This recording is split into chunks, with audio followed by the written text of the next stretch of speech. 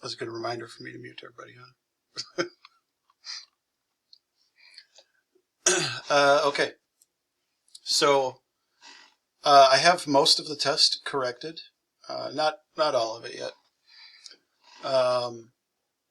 And I will be getting out, an answer key to you guys and basically a scoring guide, things like that, so we can talk about it. I could tell a lot of you were very nervous about the test for whatever reason, because I got, I don't know, 10 messages like before I even got on the computer today. So I'm hoping you guys can kind of learn to, I don't know how to say it better. Anybody can tell you to relax, but that doesn't necessarily do it. It feels like some of you are treating every single test and assignment as if it's kind of like the most important thing ever. And it 100% is important to learn this information. But you also have to kind of keep in mind you're going to have lots of scores by the end of the trimester. So if you put that much pressure on yourself for every individual thing, you're going to burn out really fast. And you guys have a lot of schooling ahead of you yet. So you need to learn how to try to treat everything where you do as well as you can on something, and that's kind of what should make you feel good. You're absolutely going to have classes that are really difficult along the way, and I'm sure this class is one of it for some of you guys. Like, I get that, but it definitely is a case of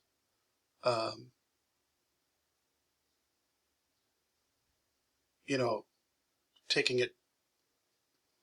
That doesn't sound right. I was going to say taking it personally, but as that's kind of, you have to do a lot of personal introspective, where if you're doing as well as you can, I mean, that's what should make you feel good about it.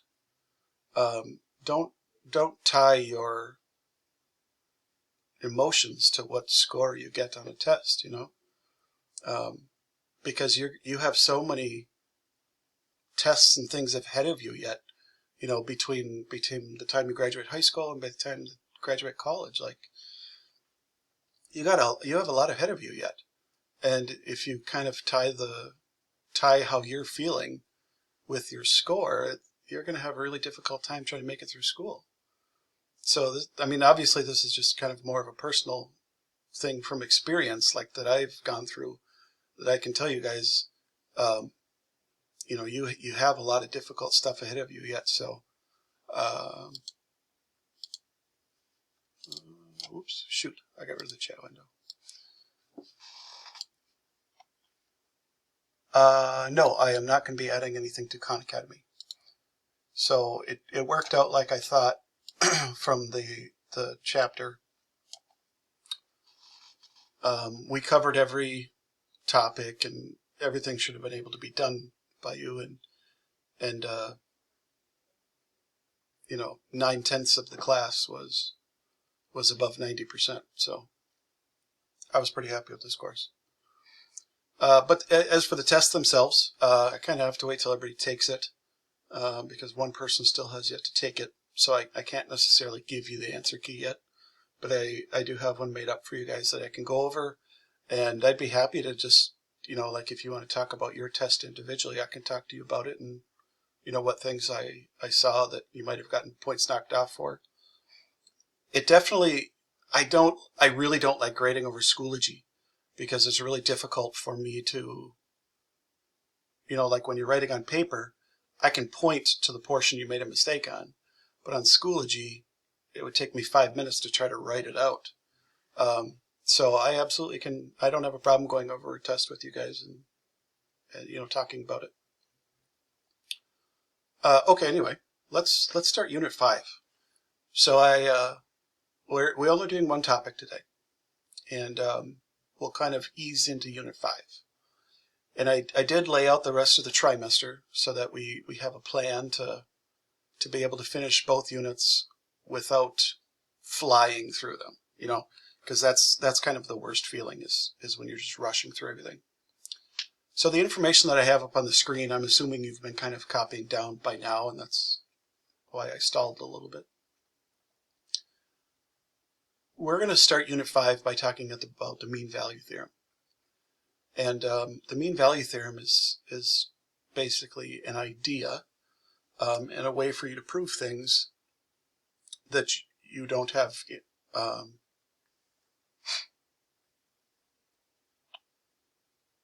practical purposes for it, I should say. So a lot of times the mean value theorem gets used when people are doing experiments. And when you guys do experiments, a lot of times you take readings at certain intervals. And I know a lot of the newer experiments, the computerized ones, take constant readings. But when you're doing it by hand, a lot of times you do it over intervals. So the mean value theorem is a way of proving that something happens even though you don't have all the information in between. That's the practical uses for it. But what it is if you are given a function that is continuous and differentiable, and I put that in yellow because those are the criteria. So that information has to happen for us to be able to use the mean value theorem. So given a function that is continuous and differentiable from x equals a to x equals b. So it basically just means a chunk of a function as long as it's continuous and differentiable. Differentiable, if you guys need a refresher, is like a verb. And it's a verb that means that you are able to take the derivative. And it means you can find slope everywhere in between. There will exist at least one c value between a and b such that f prime of c equals f of b minus f of a over b minus a. Now I know most people see that formula and they get a little, hesitant. But I tried breaking down that formula for you guys.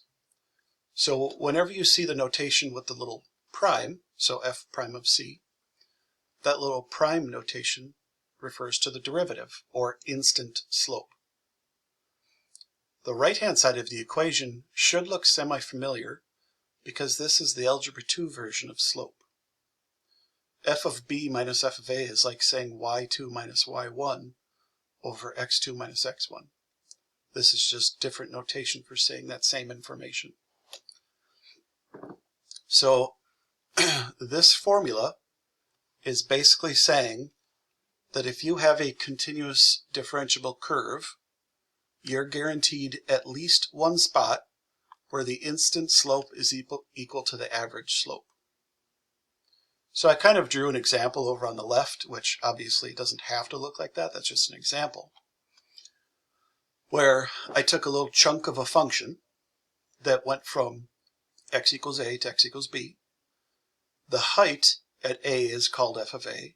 The height at b is called f of b. F of b doesn't have to be above a, I just drew it that way. So if I got some kind of a curvy graph right here, the average slope is an imaginary secant line between the endpoints. And a secant line just means a line between 2 points. You're guaranteed that at least once an instant slope would match that average slope. So the blue lines that I drew, this function has two locations where the instant slope is the same as the average slope. And so that's what a C value is. C doesn't have to be directly in the middle. C just has to be between A and B. And there can be more than one C. There just has to be at least one. And that's what the theorem says. Anybody want to ask questions on anything I've got up here before we actually do some problems together?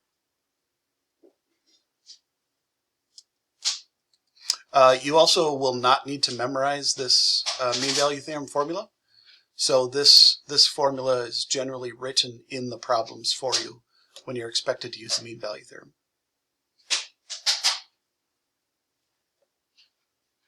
Okay, then let's do the first question together here.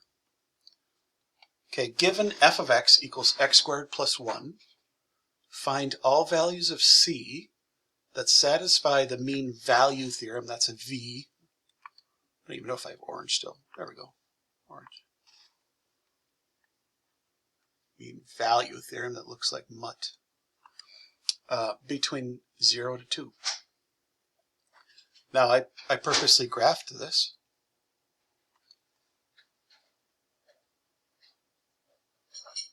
X equals 0 to x equals 2 would be right there. Those 2 points.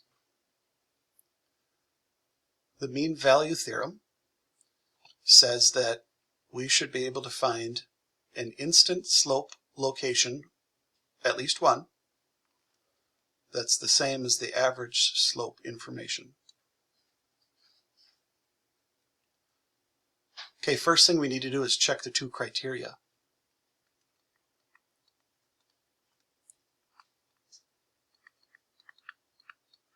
Now, you generally are not going to have a picture.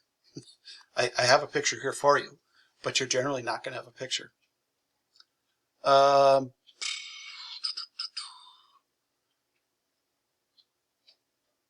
Alyssa, do you think you could help remind me? How do you figure out if something is not continuous by looking at the function? So if I write out the function x squared plus 1, do you remember how to tell if there's any locations that it's not continuous? Which would also be discontinuous, was the word we had before.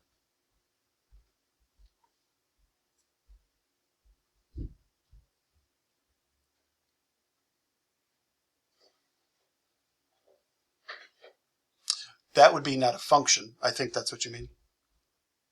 So yeah, if a graph kind of is on top of itself, that makes it not a function. So discontinuous would be like an vertical asymptote. It would be a hole. So do you remember how to find those if you're looking at an equation? And if you don't, that's okay. I just kind of picked you at random. That's okay. Why don't you call on the next person?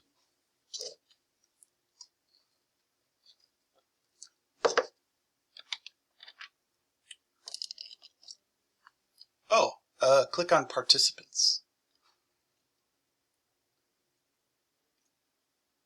I was going to say, if you have a friend in the class, it's always more fun to call on your friend because then they hate you for it. But if you don't know anybody, then you just pick somebody at random.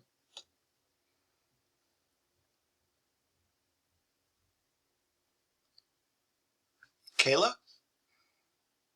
Sure, Kayla. Oh, that reminds me, Kayla, did you get my message? Okay, perfect. I'll just say to the class because I don't want to forget. So if you guys have an iPhone, it's really important you change the formatting that the camera stores your pictures on. Because on the AP test, there were quite a few people last year whose AP test was not counted because they took pictures on their iPhone in the wrong format. And your iPhone automatically stores it in an Apple format, which other sources can't read. So if you guys need help changing that, I can show you how to do that too. Sorry, I know I cut you off there. Kayla, do you remember how to look at an equation and tell if there's any discontinuities?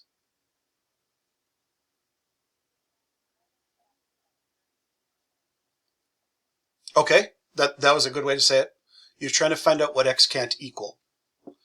So this equation is actually a little bit harder because there's no number you can't use. You can use any number in place of x.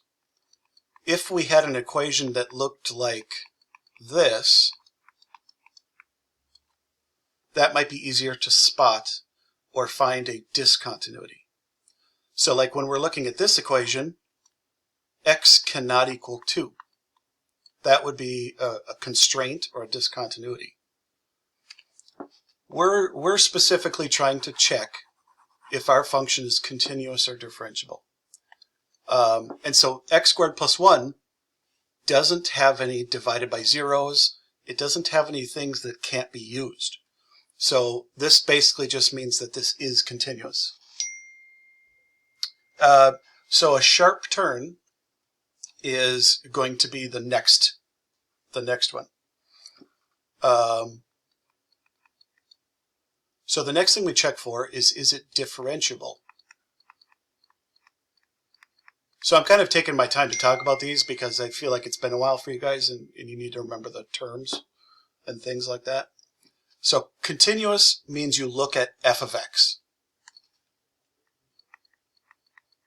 Differentiable means you're going to look at f prime of x. And you're going to look for the exact same thing. So if I find f prime of x, it's 2x. Is f prime of x, does f prime of x have any discontinuities? And this answer again is no, because I can put any number in place of x. If your derivative had a divided by 0, that's usually the most obvious discontinuity. So this particular one is continuous and differentiable. Because we were able to meet the criteria, we can use the mean value theorem to find an answer. And I took a really long time doing this, but it's something you just do in your head.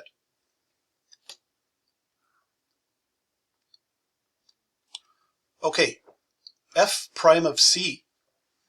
This is almost going to be a trick question because if I don't tell you about this stupid fact, you'll get it wrong on the AP test. Oh wait, Kayla, you went last. Kayla, do you want to call on somebody else?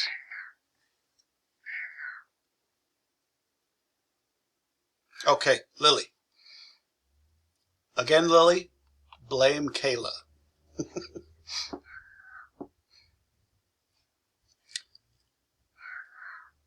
I didn't ask you yet.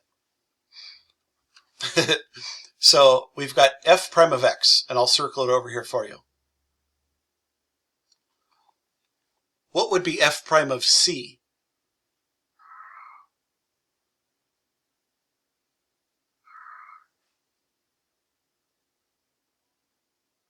I'll guide you a little bit. Is that okay?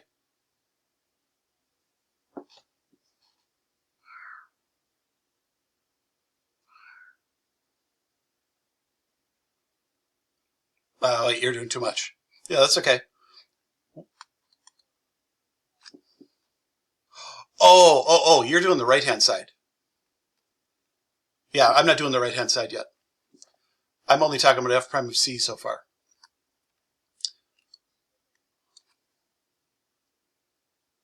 Kind of. I get what you're saying. What would be f prime of 0?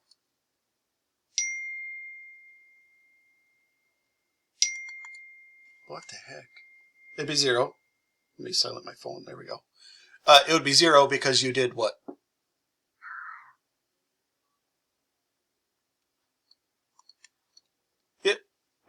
No. Yep. You're doing a great job. What would be f prime of 1? Okay, so 2 times 1. What would be f prime of c?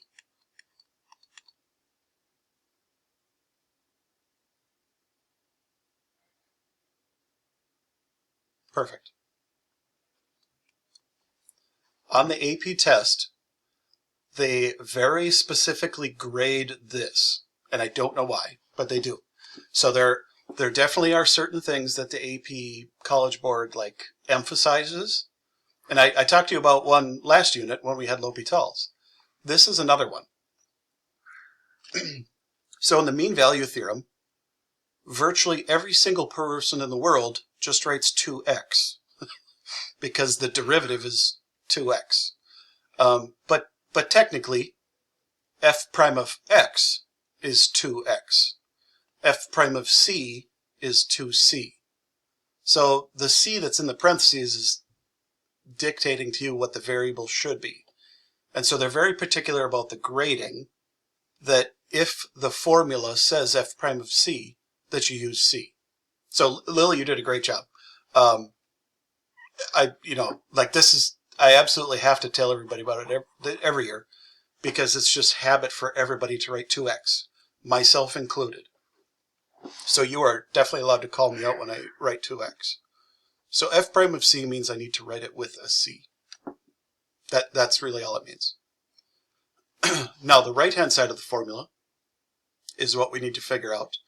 And f of b and f of a come from f of x. What happened to my marker?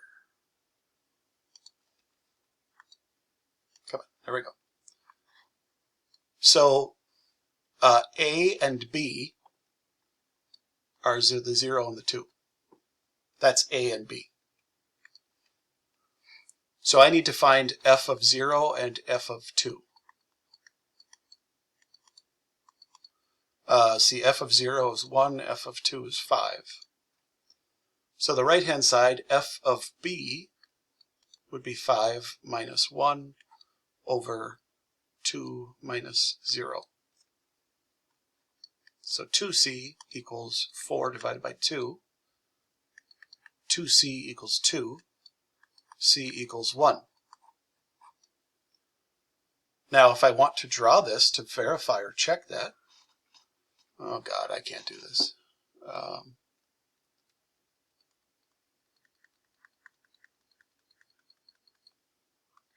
won't lie, that line turned out a lot better than I expected. That actually kind of looks like a line. So this would be the secant line, or average slope. According to the information we just found, x equals 1, the tangent line at x equals 1 should match the average slope perfectly. And I did my best to draw it, but they do match. So that's what we just found. We found the location between 0 and 2 where the instant slope is the same as the average slope. That's what the mean value theorem is. Go.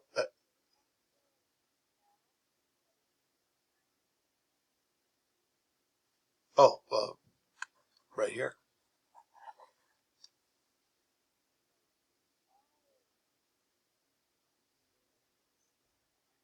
Oh, yes. Yep. Yep.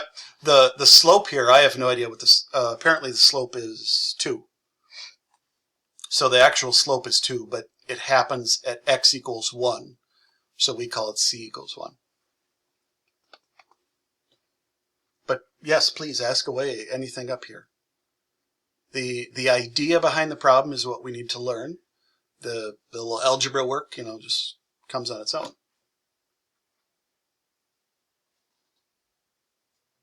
Do you guys feel like you're ready for the next one? I mean, I'll happily talk about this one till we get it figured out.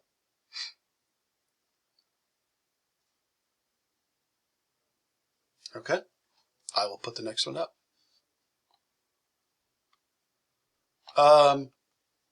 Do you guys feel like you could try this one on your own already by copying the format of the last problem? This one should be somewhat similar. Why don't you guys try this one on your own? I'll give you a couple minutes. Once you figure out the layout, the problems go very fast.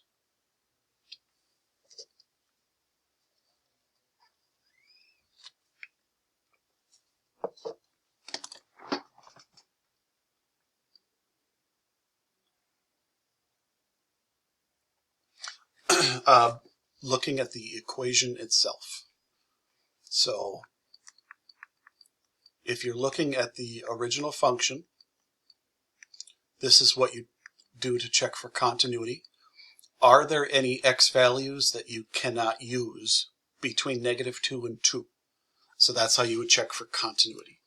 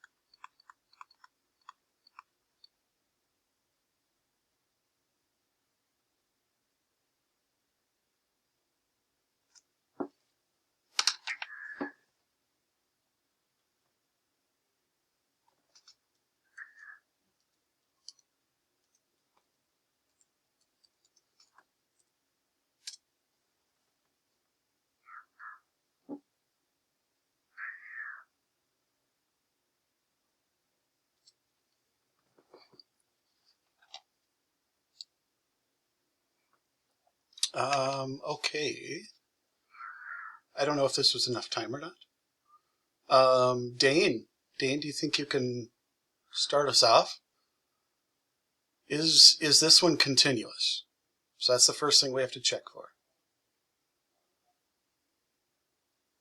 Okay, how come?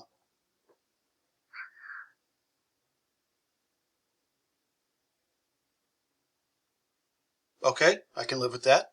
There's no division, like it's not a fraction. So there's no x values that we can't plug in. You wouldn't get divided by 0 any which way. So it is continuous. Dane, who's going to be, you pick the next person, please.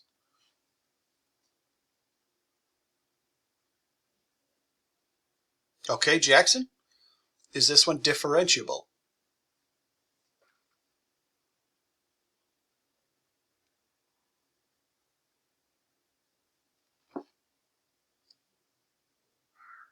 Maybe Jackson's your mic working okay?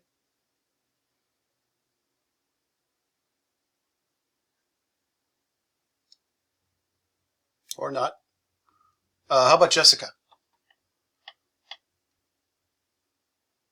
Jessica, you got chosen. Yes, it is. You got chosen by proximity, unfortunately. It is differentiable. How come we know it's differentiable?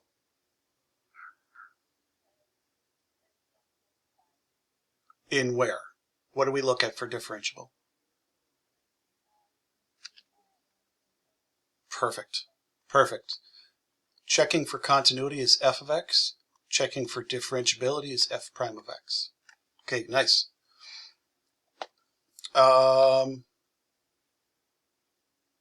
Wait, who did I just call on? Jessica? Jessica, who's going to help us go? Oh, wow, Caduce. I take that back. Caduce. Let's have Caduce go. Trying to rip on somebody else. He's probably not even at the computer right now. What's the next thing we do?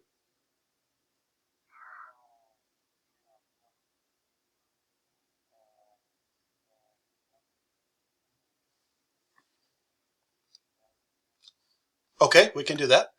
So like A and B, is that what you're talking about? Okay, we can do that. So f of -2 and f of +2. I don't know what those are big numbers. Oh, they're going to be the same answer, aren't they? Because it's squared in fourth. So 16 minus 8. I think they're both 8. So the right-hand side of this formula is 8 minus 8 over 2 minus -2. Caduce, how about the left-hand side of the formula? Do you remember what we're going to write there?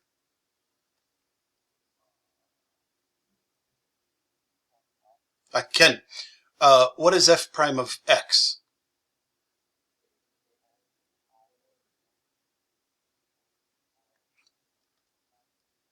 Perfect. So what would be f prime of c instead of x?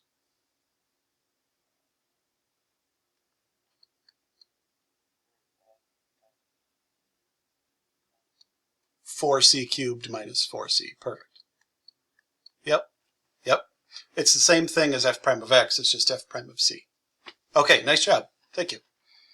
So I've got 4c cubed minus 4c equals 0. And the equals 0 is definitely meant to help us out because the left-hand side is cubed. Basically, anything squared or above, we kind of need it equal to 0 to solve it. So I think we're going to have to factor this. And factoring can only work if it's equal to 0. So I'm going to factor out 4c. What do I get? I get c squared minus 1. And then I set each factor equal to 0. Oh, sorry, I didn't see the question. The 8 and the 2 8s came from putting -2 and 2 into f because that's a and b. So f of b is 8. F of A is 8.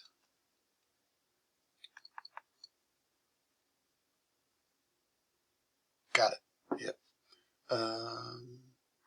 C squared minus 1 equals 0.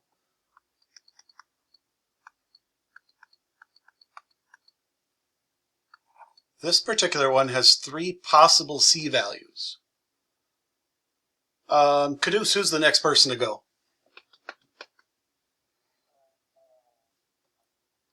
Okay, Michael. Where is Michael's? Is he not here today?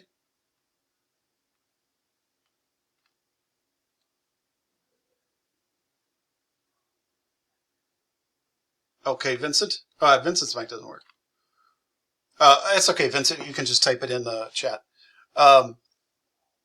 Oh, okay.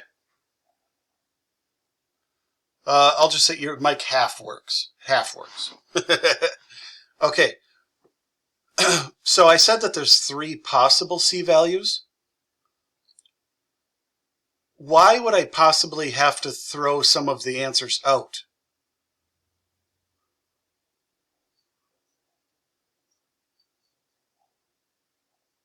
Oh, that's not a bad answer. So it has to do with the initial bounds. Okay. Yep. So if let's say we found another C value. Let's say we found C equals 7. We would cross this C value out because it's outside of our interval.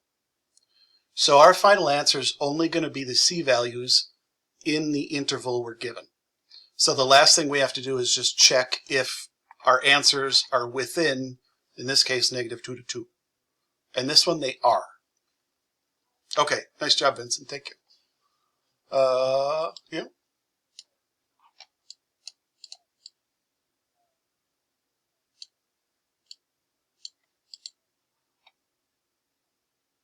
Correct. Correct. Yeah, so here I brought in the graph for this one because I thought it would be helpful for us to look at the graph, but I didn't want it at the beginning of the problem because then I know it's really easy to rely on the graph. So we were going from -2, oh, correct, -2 and 2 isn't even on my picture. Nice job. We'll call that a fail. -2 and 2. Here. I'll solve this problem. There, the picture goes up. Well, -2 and 2 have the same height, so the secant line between them is flat, and it has a slope of 0. So we were specifically looking for values in between -2 and 2 that have a slope of 0. And that's what this says. So this average slope was 0. We want to find when the instant slope function also equals 0. And we found it happened at C equals -1, C equals 0, and C equals +1. Now, I don't even know if I don't want this detail to screw you up. So Khan Academy 100% overlooks another theorem. There's actually 2 theorems that are tied together. The mean value theorem, and I'm not blaming Khan Academy because I actually like how they do it. The AP has 2 separate theorems. One is called Rolle's theorem, and one is called mean value theorem. Mean value theorem, the 2 endpoints can be any relation to each other. And you're going to find the average slope between them and find when the instant slope is equal to it. Rolle's theorem is only when the average slope is 0.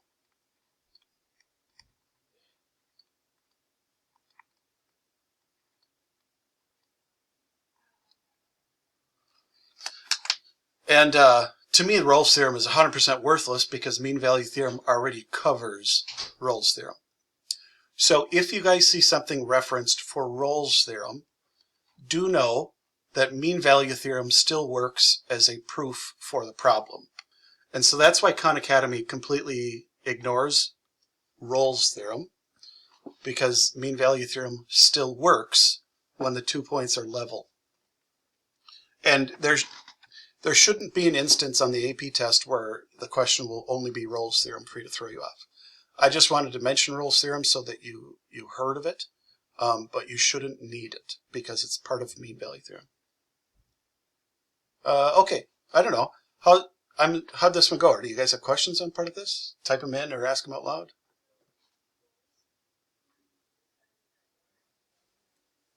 Yes, so this problem that we just did could be solved by Rolle's theorem or mean value theorem because our two endpoints were level to each other, so the average slope is 0. But Rolle's theorem only works when the average slope is 0. Mean value theorem works for the average slope can be anything. And so that's why most places don't use Rolle's theorem. I just didn't want you guys to be thrown off if you ever saw Rolle's theorem referenced, and because mean value theorem would work as a proof. Because that's really the idea behind this. You're trying to prove something would work. And we would say that the C values were 0 and plus or minus 1 because of mean value theorem. Should we start going to harder ones? I think so. Oh, go ahead. What are we trying to find?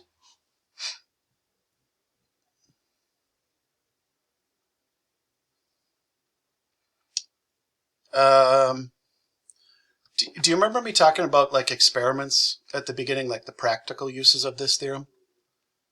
So let's say, I mean, these numbers obviously don't have to match up in any which way, but let's say you took a reading for the temperature of your solution at this time, and you took a reading for the temperature of your solution at this time. This is a horrible...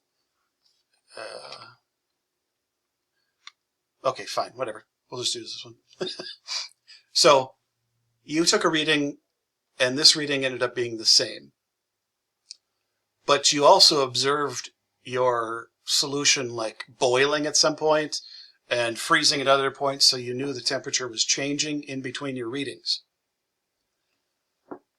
If for some reason you needed to prove that your solution had this same temperature between them, now that's not a great example. I'll just go with it, but the mean value theorem would prove that it happened at least one time between your two readings.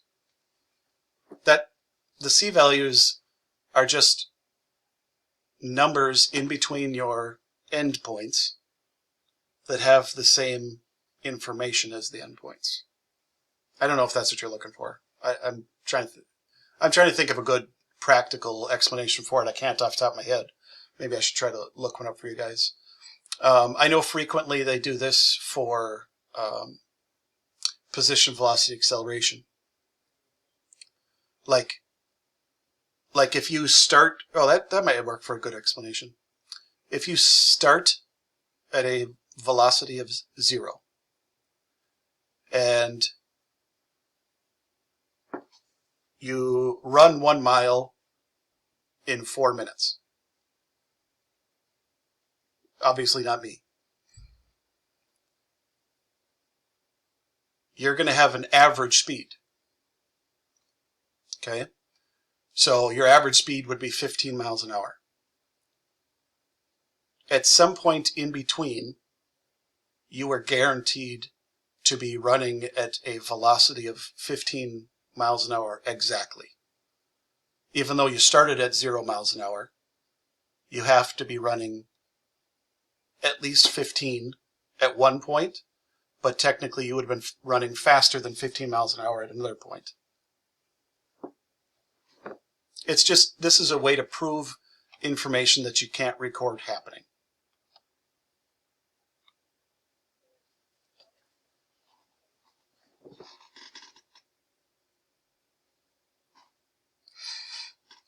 Absolutely a good question, because you wouldn't. So this, we're learning how to use the theorem with actual tangible things.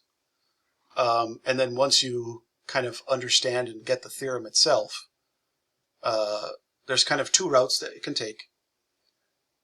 One, you could have a table of information and still find the same answers from a table. Or two, there's actually a way to make computerized equations frequently. So like if you take a bunch of readings, you can put them in your calculator and have your calculator create a function for you. So like using the correlation coefficient from Algebra 2. And it doesn't have to be a linear function, it can be any function. So there's kind of different routes you can take. Like frequently, pharmacy companies, when they create new medicines, they need medicines to be absorbed into your system at different rates. You know, because like there might be extended release medicines that want to be absorbed over a 12-hour period. And they can create functions and kind of, by reading data, they can use those functions to try to predict when you should take your next pill to kind of maintain a peak absorption rate of the medicine. You know, like say when you guys take a Tylenol if you have a headache, where it says it lasts for 4 hours, but the medicine itself lasts a lot longer than 4 hours. You just feel the effects for 4 hours. And so you would have a function that would kind of describe how well the medicine is being efficient or working or something like that. So you can have equations or just tables, and the theorem works for both. Oh, okay. Here, I'll put this picture up. Sure.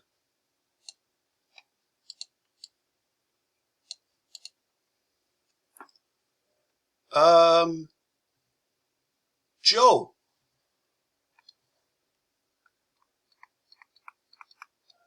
Is this continuous? Question mark? Where is it not continuous? Okay, does that matter for our problem? That sounded like a question. Oh, okay. Oh, nice. Good catch. Good catch. So this function is continuous from 1 to 4. We only care about 1 to 4. So this function is not continuous at 0.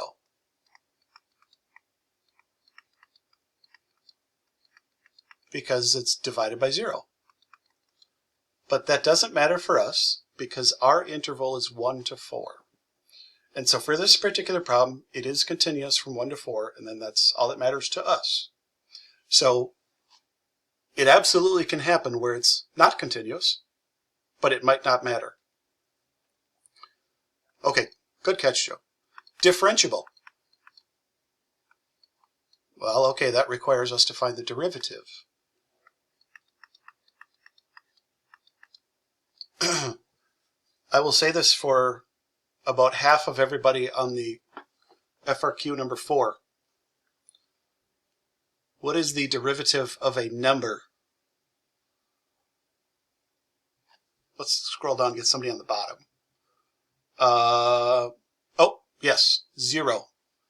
The derivative of a number is 0.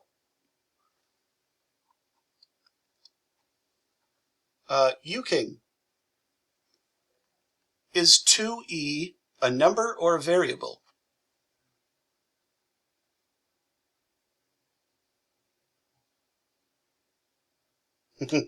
Well, I can tell you that half of the class wasn't sure either. But this one definitely is a number. You're correct. So e is a math equivalent of pi.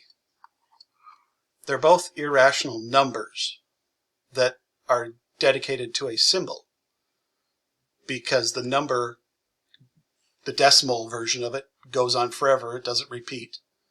And they're both equivalent. I mean, they're not the same number, but they're same style numbers. So about half of everybody got some points wrong on the test because they took the derivative of 2e as a variable. And 2e is a number. So the derivative of 2e is 0. Okay, back to this problem. Derivative of 5 minus 4x, so derivative of 5 is nothing. This is the same thing as minus 4x to the negative 1. So the derivative would be positive 4x to the negative 2, or 4 over x squared. Okay, so then I check for differentiability. Is it continuous from 1 to 4? And the answer is yes. I shouldn't have said continuous. Is it differentiable from 1 to 4? It's not differentiable at x equals 0. But we only care about 1 to 4 for this problem. So it is differentiable for... Go ahead.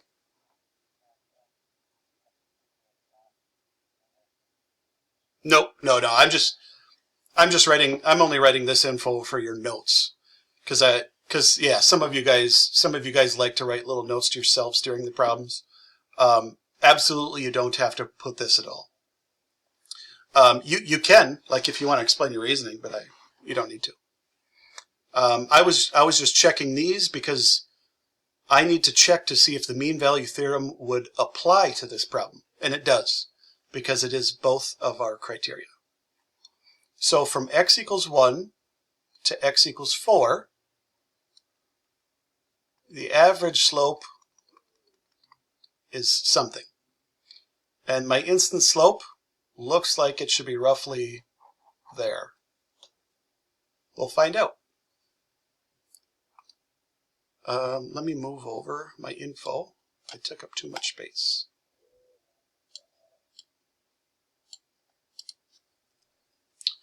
F prime of c is 4 over c squared. F of b, shoot, I didn't calculate these. 5 minus 4 over 4 would be 5 minus 1, or 4. F of a would be 5 minus 4 over 1, which would be 5 minus 4, or 1, over 4 minus 1. That's why I thought it looked like a slope of 1. So 4 over c squared equals 1. Now I have to solve for c squared. So I'm going to multiply both sides by c squared so that it's on the top instead of the bottom. So I get plus or minus 2. Natalie, am I going to use both c values? Do you remember how I check?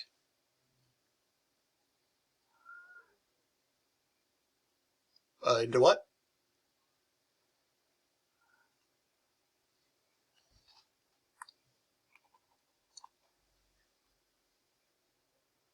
Okay, what would that find me? True. What would the answer stand for then, Natalie? So if I plug 2 in, I'd get 5 minus 4 over 2, which would be 5 minus 2, which would be 3. So if I plug 2 into the original function, it would tell me the height of x equals 2.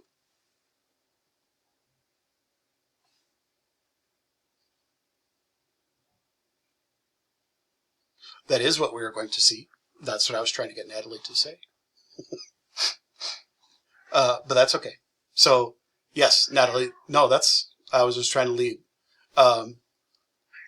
When you guys are done with the problem, it is really easy to forget that our goal was to look at 1 to 4. It's really easy to forget that. So we found two C values, and if we were looking at the whole graph, you would have seen Y. There would have been another spot way off on the side that had the same slope. C equals positive 2 is all we were trying to find for this problem. And my initial sketch was correct that it was right there. It's not always the middle, it's just usually close. Okay, how much time do we have? What time are we done? 12:30?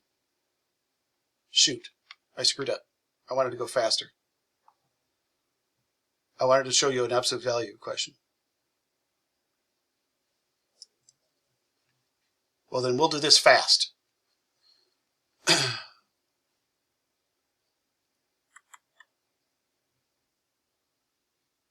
Does anybody know why this is immediately going to get thrown out and why the mean value theorem does not apply?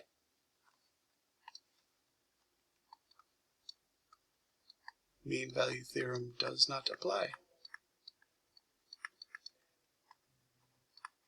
Okay, that is absolutely true. Where is that sharp turn?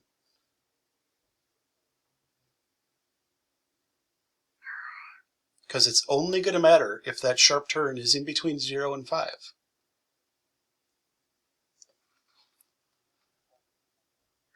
Nope.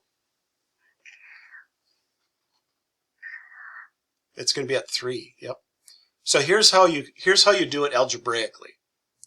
So this one is continuous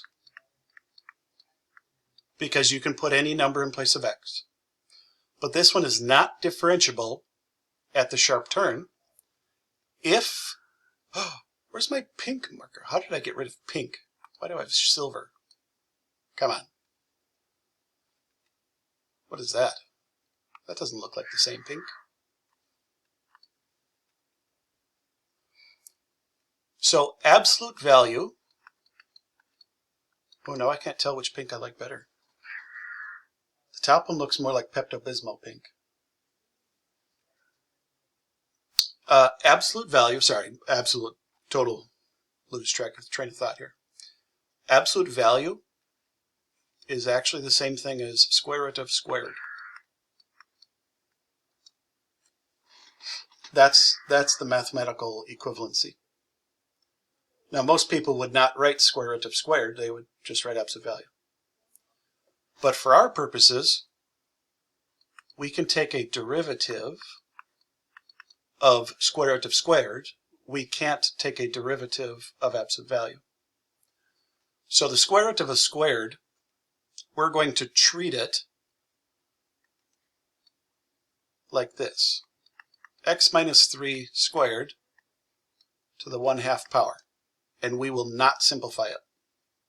So using U substitution and chain rule, the derivative would be 1/2 x minus 3 squared to the negative 1/2 times the derivative of x minus 3 squared, which would be 2 times x minus 3 to the first times the derivative of x minus 3, which is 1. Now this obviously looks like a pile of garbage. If I rearrange it, not simplify it, if I just rearrange it, I can move things to top and bottom.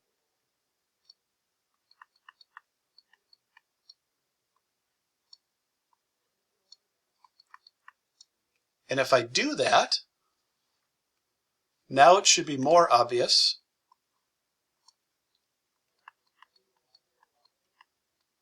that you cannot have x equals 3 in the derivative,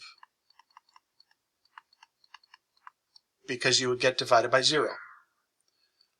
Because x cannot be 3 in the derivative, this is not differentiable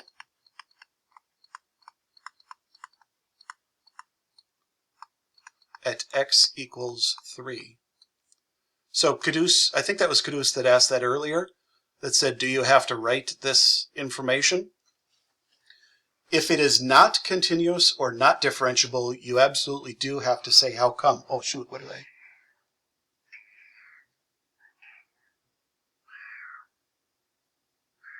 Ellie, were you trying to ask why I put a line through this one?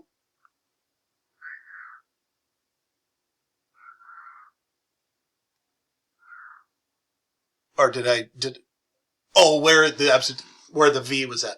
Got it. Yeah, I'm behind. I didn't see that earlier. I usually can kind of see the scrolling out of the corner of my eye. Okay, so if it's not continuous or not differentiable, that's definitely, you do want to mention that. And so I would say it's not differentiable at x equals 3. Therefore, the mean value theorem does not apply, and we can't find this answer. Lily, were you trying to ask something? I heard some muffle.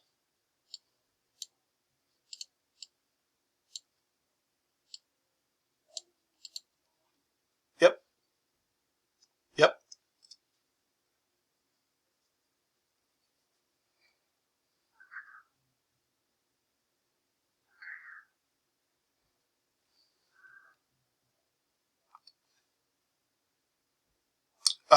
Nope. So this is like my u. So the derivative of u to the 1/2 would be 1/2 u to the negative 1/2, and then times du. So the derivative of x minus 3 squared on its own, it's like its own separate u substitution, is like u squared. So its derivative would be 2u to the first times the derivative of x minus 3, which would be 1. I think the 3 you were talking about would be the 0.